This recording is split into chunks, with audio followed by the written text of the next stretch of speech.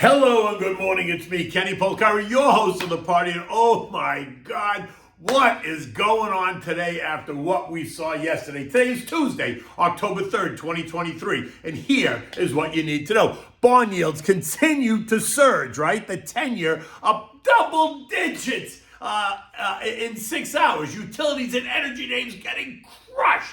Fed heads, right? Creating more conflicting headlines. One says hold, the other one says no, not so fast, hike.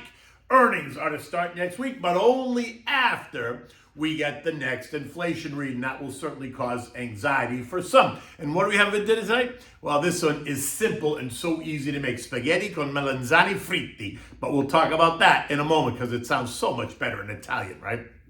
Okay, anyway, look, it's a shit show. The rout in treasuries just won't quit. Bond yields climbing by double digits now. The 10-year jumped by nearly 11 basis points in 6 hours to end the day yielding 4.68%, but only after kissing 4.7%. The 30-year, that jumped by 9 basis points, ending the day yielding 4.78. The 2-year jumped by 6 basis points, ending the day at 5.10. The dollar index pushing up and through 107 to rise by 0.8% to end the day at 107.01.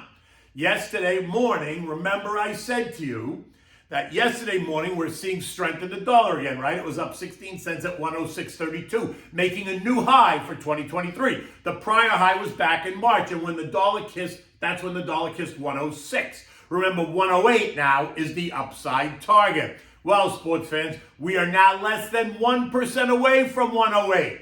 Less than 1%. And this morning, the dollar index is holding steady right there at 107.01. And stocks got walloped for most of the day yesterday. Utilities and some energy names falling 4, 5, 7, 15%. As investors ran for the door. Utilities, which are considered some of the safest sector in the market, offer some of the highest dividends, got absolutely crushed. The XLU falling 4.65% after being down more than 5.5%. Do you realize that over the past 6 trading sessions, the utility sector has fallen by 11%, all while the S&P has given back just 1%. The XLU is now down 20% year to date. And what does that tell you? It tells you that rates are going higher. And when they get to where they're going to remain there for longer. And you know what else it's telling you? It's telling you that the collective 4% dividend yield in utilities doesn't compete with the 5.5% yield in short duration treasuries or even the 4.68% yield in the 10-year. It's also telling you that inflation is likely to remain higher and stickier for longer as well. It is telling you that investors are dumping these usually boring names in favor of treasury CDs and government money market funds that are currently yielding more than what the utility sector is paying. And it has no risk, right? It doesn't get any more complicated than that. Look, utilities do a lot of financing. They carry a high debt load. Their businesses depend on large infrastructure requirements that require large capital expenditures. This isn't new. But they also have large amounts of investment equity. But when the shit hits the fan, none of that matters. Investors, traders, and analysts will focus on the negative. It always happens. And with rates only going higher, that financing is going to cost a whole lot more. So just think about what that's going to do to your utility bill. In any event, remember, as there are sellers, there are also buyers. So there are people on the contra side of this trade that are buying up these utilities that the sellers are just kicking out. Now, NextEra Energy Partners, NEP, right? It's a power generator. It suffered a downgrade by Bank of America, and that stock fell by 16% to end the day at $24.74. It's now down 65% year to date. And NextEra Energy, a name that I like, NEE, it's an integrated electrical utility, went along for the ride after our friends at Goldman cut their price target from 88 to 72, right? It fell 9% to end the day at 52.16, leaving it down 40% on the year. Other names that took it on the chin include AES, PCG, Devon Energy, ES, AEP, Con Ed, AGR, all down more than 5% yesterday alone. And here I thought utilities were boring. Energy also took it on the chin as well. The XLE falling by 2%. Oil fell by 2.4% to end the day at 88.58. Arch Resources fell by 10%. after the company said they expected earnings before interest and taxes depreciation to fall by 10% in this quarter. And that dragged a bunch of the other names lower. BTU lost 2.5%, AMR lost 3%, HCC down 2.3%, CEIX down 4%, ExxonMobil and Chevron down just over 1%, Marathon, Oxy, and Devon Energy all down more than 4%. The other six sectors that ended lower: XLI down 1%, XLF, financials down 0.9%, consumer staples down 0.7%, healthcare down 0.2%, basic materials down 1.3%, and real estate down 1.8%. Now, in a twist, we saw the three best performing sectors of the year end in positive territory. Tech, communications, and consumer discretionary all up small, which is a bit curious. Those three sectors are all up more than 30% year to date. Yet money continues to move into those sectors, even as the 10-year treasury is kissing 5%. It's illogical. So be careful. I, for one, am not chasing those tech names. Now, the VIX was all over the place yesterday during the day, right? But settled essentially unchanged as the 4 p.m. bell rang. In the end, it was a curious day as the Dow lost 75 points, the S&P gained less than 1 point. After being lower, the NASDAQ added 88 points, the Russell lost 28, putting that index now into negative territory for the year, while the transports lost 172 points. And so you ask, who said what? Well, we had Vice Chair Mickey Barr telling us that the biggest question out there was how long to leave interest rates elevated, while Board Governor Mishy Bowman, a real hawk, reminded us of the need to raise rates multiple times. Did you hear me? Multiple times. The dictionary defines multiple as having several parts, having more than one. It's like having twins. You don't have one baby, you have two. And if it's triplets, then you have three babies all at the same time, Gabish. So it's going to be very interesting to see where this Fed conversation goes over the course of the next 3-4 weeks. We're now just 4 weeks away from the next FOMC meeting, and before we get there, we're going to have plenty of new data to add to the list. The most important being next week's CPI and PPI, and then what that's going to cause JJ to do. Is anyone out there? If anyone out there thinks that the Fed is done, I'd say maybe you should rethink that. No hard feelings. I think you should just rethink it. Look at what the market is telling you. It's finally recognizing the fact that valuations were really disconnected. An S&P multiple of 19.8 times 2023 earnings in a rising rate environment accompanied by stickier inflation just doesn't make sense. And as of last night, that multiple is now 19.2 times and likely going a bit lower still. Now look, 19 times 2023 earnings puts the S&P right at 4218, just a cut above the long-term trend line of 4200, a level that I think we're going to test and hold.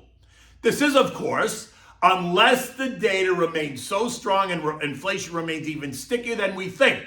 And then it's anybody's guess. And if you put a long-term historical average multiple of 17 times on the S&P, well, it ain't pretty. 17 times 220 is 3740 on the S&P. And I am not suggesting that's where we were going. I'm just painting the picture. But it is October. Do I need to remind you what happens in October? I didn't think so. Okay, look, eco data reveals that manufacturing PMIs remain in contractionary territory, while construction spending rose by 0.5%, below last month's increase of 0.9. Today's eco data includes the JOLTS job openings, and they're expected to decline just a bit. Tomorrow, we're going to get the ADP employment report, and the services PMIs, which are important because the U.S. economy is a 75% services economy, and those numbers are expected to be sitting on the neutral line of 50. Anything below 50 puts us in contractionary territory. Anything above will put us in expansionary. We're also going to get factory orders, expectations of up 0.3, and durable goods orders, expectations up 0.2. U.S. futures this morning are just churning, right? The Dow's up 20, the S&P's up 2, the NASDAQ is down 5, the Russell's down 1. Stocks and investors remain confused, and the ground feels unsteady at the moment. Earnings start next week, and while no one is expecting a disastrous third quarter earnings season, there is some concern that the annual expectations for both 2023 and 2024 are still too damn high. And the risk to investors is just that. Are the estimates too damn high or not? Are many of the S&P companies being meaningfully affected by higher rates and a slowing economy or not? Right? We're going to find that out. over the course of the next couple of weeks. In any event, we remain in the seasonally weak time of year, right? The September, October. We talked about it, so don't stress. Stick to your plan. Keep putting cash in your cash account of your long-term portfolio, and then we can take a look at it in a couple of weeks after we kind of get through this churn, right? Or this nervousness. No reason to rush right in. It's okay to put your money and earn 5%. European markets, which all ended down more than 1.5% yesterday, are weaker again this morning. Consumer sentiment remains weak. Manufacturing output continues to weaken. Utilities across the board are down 1.5%. UK food inflation advanced by 6.2%, but that's slower than last month's advance of 6.9%, and so that's a plus. The fall, though, is in the supermarket brands, not in the high-end brands, right? The S&P ended the day at 42.88, essentially neither up nor down. Right, it was flat. And this morning it feels unsettled, right? We're smack in the middle of the trading range, 4,200, 43.85. My sense is that the market's going to churn into the start of earnings season as the path of least resistance is always lower when there is performance anxiety. Isn't that the damn truth? In fact, rising treasury yields will take its toll on the broader market as well. No one will care about 4% yields in stock with risk if you can put your money into the bank and get a 5.5% yield with no risk, right? So if you're really anxious, you're going to see that's where the money goes. Remember, as the long-term investor, you need to eliminate the noise and stick to the plan, even when it feels uncomfortable. If you're well diversified, then you have nothing to worry about. Short-term price dislocations do create longer-term benefits and opportunities. Rising yields, though, do offer a short-term opportunity for you to keep your money invested with no risk, and that will offset your stock portfolio. Using those contra trades is also going to help mute any setback. But the most important thing you can do right now is not panic. Okay, look. On a side note, I mean, while it does nothing in terms of stock prices, it does create chaos, right? So Florida Congressman Matty Gaetz last night made a motion to vacate the Speaker of the House's position. Everyone expected it, which means that they, the Republicans, are eating themselves, right? And what is even more amusing about this is, guess what? Matty Gaetz needs the support of the Democrats to make this happen, which is exactly what he accused Speaker McCarthy of doing over the weekend. It's ridiculous. In the end, Americans, I think, at least I'll speak for me, are disgusted with D.C. We can only hope that the 2024 elections bring substantive change across the board. And again, while this does not price stocks in the long term, it can, though, temporarily cause consternation in an already anxious moment. All right? So just kind of keep that in the back of your head. Don't make the investment decisions based on politics, but just understand how that affects investor psyche, at least in the short term.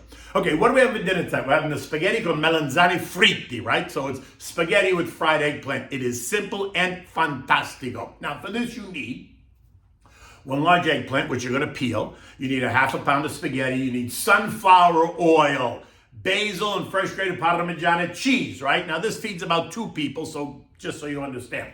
Bring a pot of salted water to a rolling boil. Begin by peeling the skin off the eggplant, then cut the eggplant in half. Now cut each half into strips, and then cut the strips into cubes. Kavish, how to do that? You want small cubes. You don't want big cubes. You want small kind of bite-sized cubes. Now, in a deep pot, you're going to add enough sunflower oil so that you can deep fry the eggplant. When the oil's nice and hot, fry the cubed eggplant in batches. Don't put it all at once because you'll draw the heat out. So you want it to fry nicely, so do it in batches. Using a slotted spoon, remove the fried eggplant and place it on the plate lined with a paper towel to drain the oil. Now, cook the pasta until it's al dente. Put it in the water, maybe 6 to 8 minutes because you're only cooking a half a pound, so stay on top of it. When the pasta is done, remove the pasta from the pot and put it in a large saute pan. Add in the fried eggplant, put in some fresh chopped basil and plenty of Parmigiana cheese on top. Now, take 1 ladle of the pasta water. Never throw the pasta water out. Add it to the saute pan, turn the heat to medium-low, toss the pasta, right? Move the frying pan like this so the pasta tosses. It'll turn like a nutty, creamy brown. When you serve this, serve it in warm bowls. Add more Make sure you add some of the eggplant on top of the pasta and add more chopped basil and more fresh grated Parmigiana cheese on top when you serve it. Yum, yum, yum. And always, as usual, have extra cheese on the table for your guests because you never know who wants more. Me, I like cheese on my pasta, so I'm going to be one of those guys that raises a hand and says, can I have the Parmigiana, please? In any event, enjoy this with a chilled white wine. You can have a light red. Don't have a heavy red with this. If you want a light red, have a Chianti or maybe a Pinot Noir. But I would drink a chilled white. And you know my go-to is Pinot Grigio Santa Margherita. In any event, the day is just beginning. The sun is just starting to come up. I think it's going to be kind of a mixed day for the weather. I wonder if that's foretelling us what it's going to be in the markets. In any event, until tomorrow, take good care.